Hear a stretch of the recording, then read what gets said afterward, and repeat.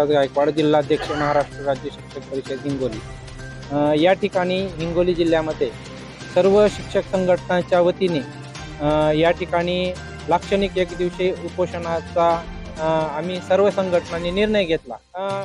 उपोषणामध्ये आमच्या ज्या मागण्या आहेत त्या मागण्या अशा आहेत की 28 मार्च 2025 चा जो शासन निर्णय आहे त्या शासन निर्णयानुसार उच्च श्रेणी मुख्याध्यापक, केंद्र प्रमुख, विस्तार अधिकारी व राजपत्रित मुख्याध्यापक यांच्या ज्या रिक्त पदावर ज्या समुपदेशनानं पदोन्नत्या करायला पाहिजे होत्या, अद्यापपर्यंत आपल्या जिल्हा परिषदेमध्ये त्या पूर्ण झालेल्या नाहीत किंवा केलेल्या नाहीत, त्या तात्काळ पूर्ण कराव्यात, ही आमची वर्षापासूनची मागणी आहे। त्यानंतर या ठिकाणी प्रलंबित शिक्षकांना निवड श्रेणीचा लाभ देण्यात यावा। 1 नोव्हेंबर 2005 पूर्वी जाहिरात निघालेल्या कर्मचाऱ्यांना तात्काळ जुनी पेन्शन योजना लागू करण्यात यावी। विषय शिक्षकांना प्राथमिक पदवीधरची वेतन श्रेणी लागू करण्यात यावी।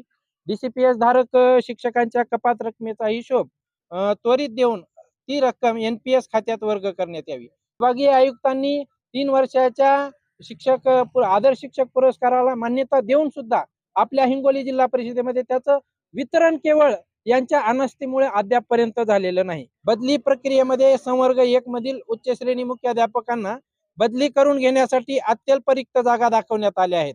त्यांना पूर्ण रिक्त जागा उपलब्ध करून देऊन त्यांना संवर्ग 4 मधून ऑप्शन फॉर्म भरण्याची संधी देण्यात यावी, अशी मागणी आम्ही प्रशासनाला केलेली आहे।